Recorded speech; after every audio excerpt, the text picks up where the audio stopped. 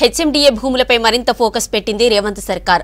అసలు హెచ్ఎండిఏ సంస్థకున్న భూములెన్ని, గత 10 ఏళ్లలో వేలంలో అమ్మిన భూములెన్ని అనే వివరాలపై ఆరా తీస్తోంది ప్రభుత్వం.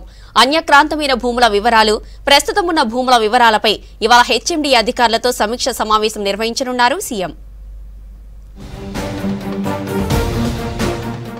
ఇవాళ మరోసారి నానక్రామగూడలో హెచ్ఎండిఏ అధికారులతో సమావేశం కానున్నారు సీఎం రేవంత్ రెడ్డి.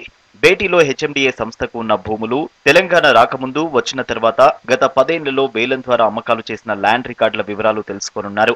వివిధ వ్యక్తులు, సంస్థలకు హెచ్ఎండిఏ కేటాయించిన భూములపై ఆరా తీయనున్నారు. సీఎంతో సమావేశం ఉండడంతో హెచ్ఎండిఏ అధికారులు 2 రోజులుగా భూముల వివరాలను సేకరిస్తున్నారు. 10 ఏళ్లలో భూములను హెచ్ఎండిఏ ఆన్లైన్ వేలం ద్వారా అమ్మకాలు జరిపింది. కొన్ని చోట్ల లేఅవుట్లు వేసి ప్లాట్లు అమ్మితే, మరికొన్ని చోట్ల ల్యాండ్ పార్సిల్ రూపంలో ఎకరాల చొప్పున వేలం వేసింది. అత్యధికంగా కోకాపేట్, బుద్వేల్ ప్రాంతంలో వేలం ద్వారా సర్కారుకు 10,000 కోట్ల వరకు ఆదాయం వచ్చింది. ఉప్పల్, బగాయత్, మేడిపల్లి, మోకిలా, తుర్కయాంజాలతో పాటు రంగారెడ్డి, సంగారెడ్డి, మేడ్చల్ జిల్లాల్లోని పలు చోట్ల భూములను వేలం ద్వారా అమ్మారు. వీటిపై మరో 10,000 కోట్ల వరకు ఆదాయం వచ్చింది. దశల వారీగా భూముల అమ్మకంతో వచ్చిన ఆదాయాన్ని దేనికి ఖర్చు చేశారనే దానిపై అధికారుల నుంచి వివరాలు తెలుసుకోనున్నారు సీఎం రేవంత్. చాలా చోట్ల హెచ్ఎండిఏ ల్యాండ్స్ కబ్జాకు గురవుతున్నాయి. అధికారుల నిర్లక్ష్యం, సిబ్బంది కొరతతో విలువైన ల్యాండ్లను కొందరు కబ్జా చేస్తున్నారు.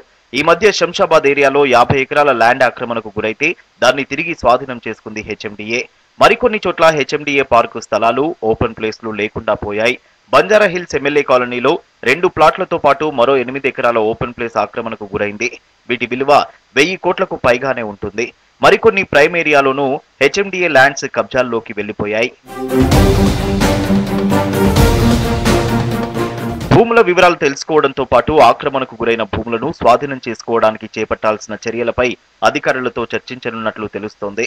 భవిష్యత్తులోనూ వేలం వేయాల్సి వస్తే వేలానికి అనుకూలమైన భూముల లేఅవుట్లపై చర్చించనున్నట్లు సమాచారం.